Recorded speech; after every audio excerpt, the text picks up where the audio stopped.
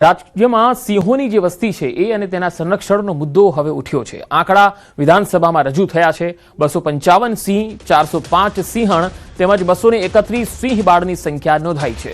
વર્ષ 2024માં કુલ 165 સિંહના મૃત્યુ થયા, જેમાંથી 126 કુદરતી અને 39 અકુદરતી રીતે મૃત્યુ પામ્યા, જેમાં વર્ષ 2025માં આ સંખ્યા ઘટીને કુલ 148 થઈ, જેમાં 126 કુદરતી અને 22 અકુદરતી મૃત્યુ નોંધાયા।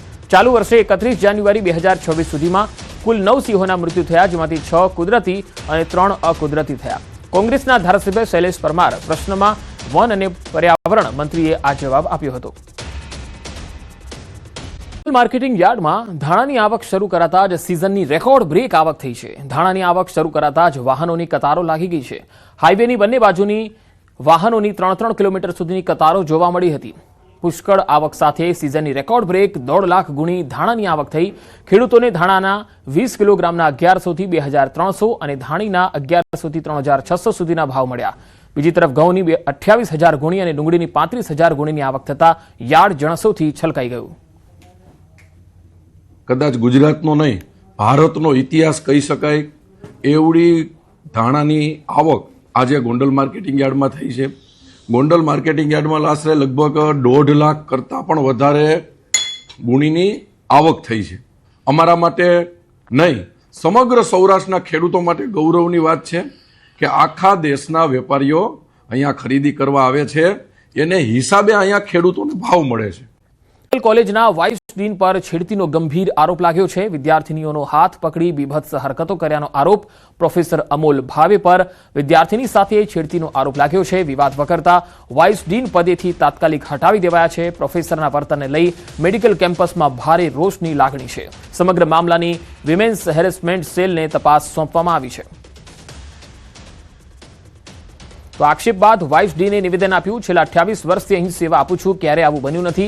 આવી ફરિયાદથી મને પણ આશ્ચર્ય થાય છે। તમામ મારા દીકરા દીકરી જેવા છે, તેમના માટે હું અહીં આવું વિચારી પણ ન શકું। તપાસ કમિટી સામે મેં જવાબ રજૂ કર્યો છે। કમિટીના હેડ બહાર હોવાથી નિર્ણય આવ્યો નથી।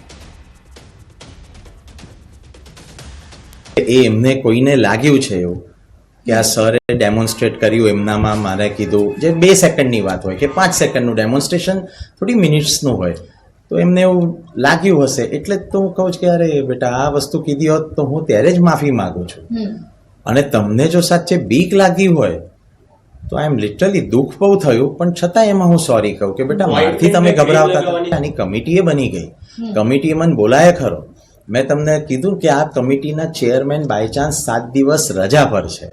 કમિશનરના શ્વાન અંગેના પરિપત્રનો મામલો। રાજકોટ સિવિલમાં રખડતા શ્વાન જોવા મળ્યા। આ શ્વાનને કારણે દર્દીઓ અને સગાઓમાં ભય વ્યાપી ગયો છે। સિવિલ હોસ્પિટલમાંથી શ્વાન હટાવવાની માંગ ઉગ્ર બની છે। રાત્રિના સમયે શ્વાનનો આતંક વધારે હોય છે। વાહનો પાછળ પણ શ્વાન દોડતા હોય છે। વાહન ચાલકોને પણ અકસ્માતનો ડર જોવા મળે છે।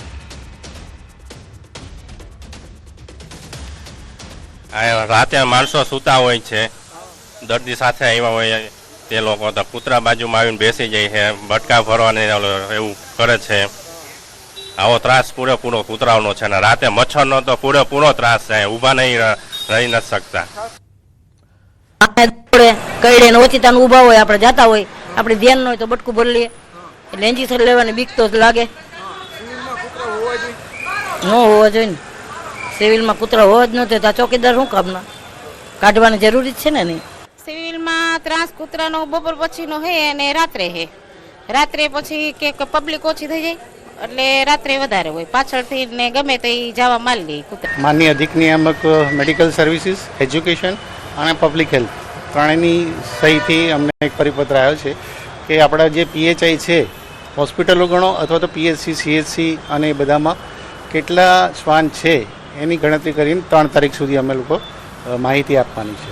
એ સુપ્રીમ કોર્ટનું જે કોમ્પ્લાયન્સ છે એના અંદર કદાચ એ બધી વસ્તુઓ માગી હશે, એટલે અમને બધી વસ્તુઓ પૂછવામાં આવી છે।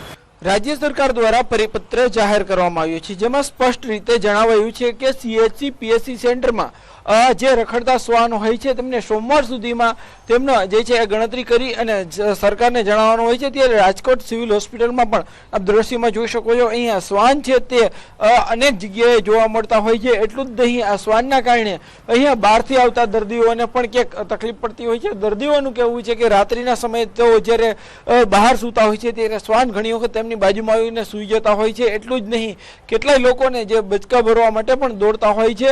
આ ઉપરાંત જે છે શ્વાનના કારણે ગંદકી પણ ફેલાતી હોય છે। ત્યારે રાજકોટ સિવિલ હોસ્પિટલમાં પણ અનેક જગ્યાએ શ્વાનના દ્રશ્યો જોવા મળે છે। લોકોની પણ માંગ છે કે આ વિસ્તારમાંથી શ્વાન છે તેમને હટાવવા જોઈએ। જો હટાવવામાં આવે તો ચોક્કસથી ક્યાંક દર્દીઓને રાહત મળી હશે, કેમ કે રાજકોટ સિવિલ હોસ્પિટલ છે તે ખૂબ જ મોટી છે અને અહીંયા સૌરાષ્ટ્રભરના દર્દીઓ આવતા હોય છે। ખાસ કરીને રાત્રિના સમયે જ્યારે વોર્ડની અંદર જે દર્દીઓ જે નજીકના સગા સિવાયના કેટલાક સગાઓ હોય છે તે બહાર પણ સૂઈ જતા હોય છે, તેઓને ખાસ કરીને જે છે એ તકલીફનો સામનો કરવો પડતો હોય છે। ત્યારે આજે રાજ્ય સરકારનો જે પરિપત્ર છે તેમને લઈને તાત્કાલિક કાર્યવાહી થાય તેવું ક્યાંક લોકો પણ ઈચ્છી રહ્યા છે, કેમ કે લોકોમાં પણ ક્યાંક ભયનો માહોલ જે છે એ જોવા મળી રહ્યો છે, કેમ કે શ્વાનના કારણે શ્વાન છે ઘણી વખત બચકા ભરતા હોય છે અને આ ઉપરાંત તેમના દ્વારા જે ગંદકી ફેલાવવામાં આવતી હોય છે તેમના કારણે અનેક રોગ પણ થવાની ભીતિ છે તે લોકોને જે ભીતિ પણ લાગતી હોય છે। હાર્દિક જોશી, ન્યૂઝ 18 ગુજરાતી, રાજકોટ। કચ્છ જિલ્લામાં રખડતા ઢોરની સમસ્યા ફરીથી ગંભીર દેખાઈ રહી છે। આદિપુર અને ભુજમાં જાહેર માર્ગ પર ગૌવંશના આક્રમક દ્રશ્યો વાયરલ થયા બાદ હવે ભચાઉ તાલુકાના આધોઈ ગામે યુદ્ધે ચડેલા આખલાઓની અડફેટે એક વૃદ્ધ ગંભીર રીતે ઇજાગ્રસ્ત થયા। આ તસવીરો જુઓ। ઘટનાને પગલે આધોઈ તેમજ સહુગાર વિસ્તારમાં ભયનો માહોલ ફેલાઈ ગયો। સ્થાનિક ગ્રામ પંચાયત દ્વારા રખડતા ઢોરને લઈને તાત્કાલિક અસરકારક કાર્યવાહીની માંગ ઉગ્ર બની છે। તસવીરોમાં તમે જોઈ શકો છો કઈ રીતે રખડતા ઢોર સ્થાનિક લોકોને શિકાર બનાવી રહ્યા છે। ગ્રામ પંચાયત દ્વારા હવે તાત્કાલિક કાર્યવાહી થાય તેવી માંગ ઉઠી છે। રખડતા ઢોરનો આતંક અને આ રખડતી રંજાડ સામે તંત્ર ઘોર નિંદ્રામાં હોય તેવું લાગી રહ્યું છે। તસવીરોમાં તમે જોઈ શકો છો એક આધેડ કઈ રીતે આ રખડતા આખલાઓનો શિકાર બન્યો। સામાન્ય માણસો આ જ રીતે ભોગ બને છે અને કોઈ જ તંત્રને પેટનું પાણી પણ હલતું નથી। ગ્રામજનોમાં રોષ છે, ગ્રામ પંચાયત તો કોઈ કાર્યવાહી કરતું જ નથી, તાલુકા પંચાયત પણ કોઈ કાર્યવાહી કરતું નથી, કોઈને રસ નથી। કારણ કે પ્રજા છે એ પ્રશ્ન કરવાનું ભૂલી ગઈ છે। પ્રજાને સામે પંચાયત અને સરપંચને કહેવાનું જે છે એ નથી કહેવાતું અને તેના કારણે હવે નગરોળ તંત્ર છે એ વધારે નગરોળ બનતું જઈ રહ્યું છે। આ તસવીરો જુઓ। માત્ર કચ્છની નહીં, અન્ય શહેરોમાં પણ આપણે આ પ્રકારના દ્રશ્યો જોઈએ છે જ્યાં રખડતા ઢોર છે એ સામાન્ય વાહન ચાલકોને પણ આવી રીતે નુકસાન પહોંચાડે છે, ઇજાગ્રસ્ત બનાવે છે, કેટલીક વાર તો જીવલેણ બને છે આ પ્રકારના હુમલા। ટીના ભુવાજીએ કરી સ્પષ્ટતા। ડીજે વગાડવાના નિવેદન અંગે સ્પષ્ટતા કરી છે। વૈશાખ મહિના સુધી નહીં, ચૈત્રમાં ડીજે વાગશે। રમેલમાં બેઠો હતો ત્યારે ધૂણતા બોલાઈ ગયું હતું। હું બે હાથ જોડીને માફી માંગુ છું। તેમણે એવું પણ કહ્યું કે સમાજે જે દંડ કરવો હોય તે મને મંજૂર છે। જ્ઞાનીબેન વિશે બે શબ્દ બોલાયા હોય તો માફી માંગુ છું। કાંકરેજના અરડુવાડાના ટીના ભુવાજીનો વિડીયો વાયરલ થઈ રહ્યો હતો। રાતે હું રમેલમાં ગયો અને માસી તોડતે બોલે ગયું એટલે મેં સમાજને એવું કીધું કે ચૈત્ર મહિના વિજય વાગશે એમ બોલાઈ ગયું અને પબ્લિક એવું થઈ ગયું કે વૈશાખ મહિનાથી વાગશે એવું ગણાઈ ગયું છે। પણ બે હાથ જોડી માફી માગું છું અને મારા સમાજમાં જે તે મારા ગામના જે સમાજમાં મને જે દંડ ધમાલ કરે એ કરવા હું તૈયાર છું અને જેની વિશે બે શબ્દ બોલી ગયા હોય તો હું માફી માગું છું હાથ જોડી। જય માતાજી। પ્લોદ ડુમસ રોડ પર કારનો અકસ્માત। ડિવાઈડરમાં કાર ઝાડ સાથે અથડાતા પલટી ખાઈ ગઈ। કારમાં સવાર એક યુવક અને મહિલાને સામાન્ય ઈજા થઈ છે। મહિલાને સારવાર માટે હોસ્પિટલ ખસેડાઈ છે। અકસ્માત એટલો ગંભીર હતો કે ડિવાઈડરમાં રોપેલ ઝાડ પણ તૂટી ગયું। અકસ્માત સર્જાતા કાર પલટી ખાઈ ગઈ હતી। ઉમરા પોલીસે આ સમગ્ર મામલે હવે આગળની તપાસ હાથ ધરી છે। તો ફરી એકવાર તસવીરો આ જોઈ શકો છો કઈ રીતે ડિવાઈડરમાં રોપેલ ઝાડ પણ તૂટી ગયું અને આ અકસ્માત કેટલો ગંભીર હતો, જે ઝાડ હતું એ પણ તૂટી જાય છે। યુવક અને મહિલાને સામાન્ય ઈજા થઈ છે। સુરતના લિંબાયતમાં કચરાની આગે કારને ચપેટમાં લઈ લીધી। આંજણા ફાર્મ પાસે પાર્ક કરેલી કારમાં અચાનક આગ ફાટી નીકળી હતી। કારમાં રાખેલા 10 લાખ રૂપિયા આગમાં બળી ગયા હોવાનો કાર માલિકે દાવો કર્યો। અજાણ્યા વ્યક્તિ દ્વારા રસ્તા પર પડેલો કચરો સળગાવવામાં આવ્યો હતો। કચરાની આગ જોતજોતામાં વિકરાળ બની ગઈ અને કારમાં આગ લાગી ગઈ। ફાયર વિભાગની ટીમે ઘટના સ્થળે પહોંચી આગ પર કાબુ મેળવ્યો। સદનસીબે ઘટનામાં કોઈ જાનહાનિ થઈ નથી। આગ લાગતા અફરાતફરીનો માહોલ સર્જાયો હતો। આગમાં કારને મોટું નુકસાન થયું છે। ગરમી સહન કરવા હવે તૈયાર રહેજો. ગરમીને લઈ હવામાન વિભાગે આગાહી કરી છે કે પવનની દિશા બદલાતા મહત્તમ તાપમાન વધવાનું છે. 2 દિવસ બાદ મહત્તમ તાપમાન 3 થી 5 ડિગ્રી વધશે. તાપમાન વધીને 37 થી 39 ડિગ્રીએ પહોંચી શકે. અમદાવાદનું મહત્તમ તાપમાન 34.7 ડિગ્રી નોંધાયું. સૌથી વધુ 35 ડિગ્રી તાપમાન ભુજમાં નોંધાયું છે. आने वाले 7 दिनों के लिए जो गुजरात स्टेट के लिए फोरकास्ट है उसमें गुजरात स्टेट के सारे डिस्ट्रिक्ट कवर हैं जिसमें ड्राई वेदर प्रिवेल करेगा और मैक्सिमम टेम्परेचर की बात करेंगे तो आने वाले 2 दिनों के लिए maximum temperature no large change में रहेगा. उसके बाद मैक्सिमम टेम्परेचर में 3 से 5 डिग्री की ग्रेजुअल बढ़ोतरी का पूर्वानुमान है और मिनिमम टेम्परेचर की बात करेंगे तो मिनिमम टेम्परेचर भी आने वाले 2 दिनों के लिए नो लार्ज चेंज में रहेगा. उसके बाद मिनिमम टेम्परेचर में 2 से 3 डिग्री की बढ़ोतरी का पूर्वानुमान है.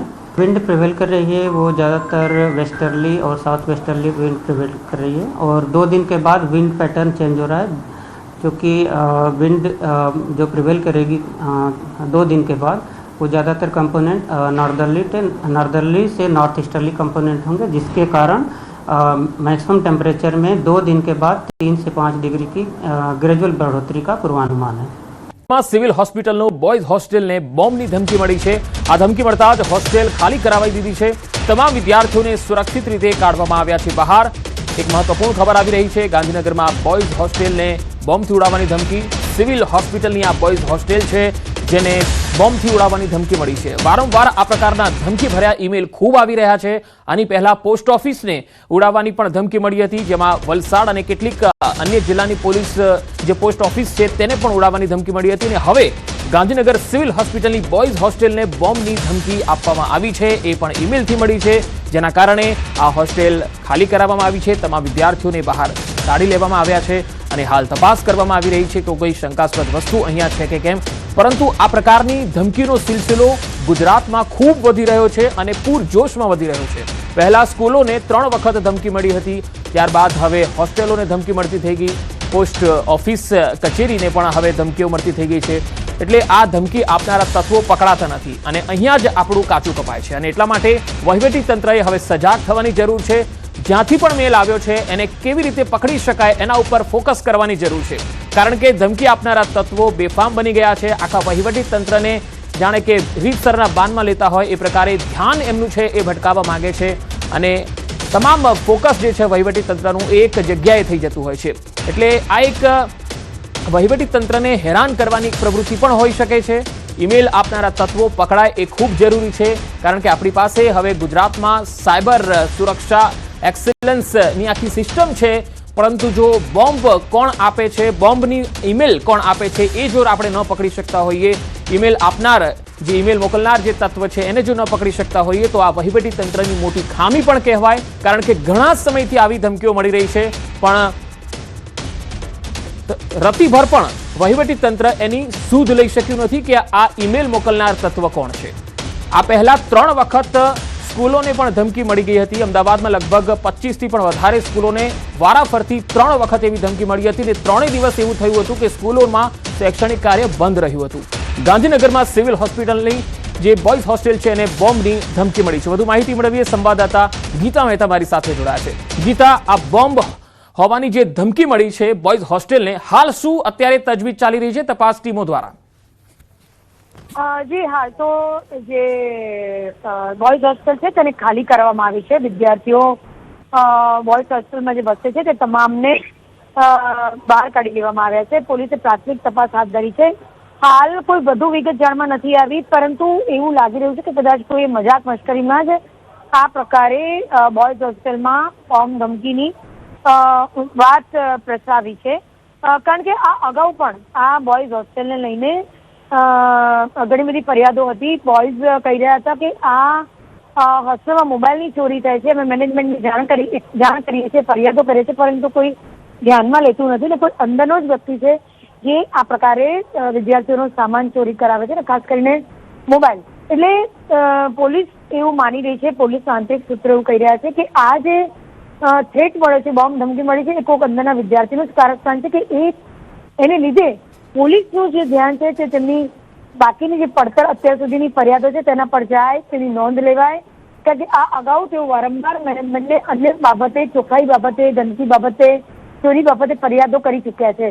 એટલે પ્રાથમિક જે સૂત્રો કહી રહ્યા છે, આંતરિક સૂત્રો એવું કહી રહ્યા છે કે આ પણ વિદ્યાર્થીએ જ ઊભું કરેલું કારસ્તાન છે, જેથી પોલીસ તપાસ થાય. જી ગીતા, આભાર માહિતી આપવા માટે.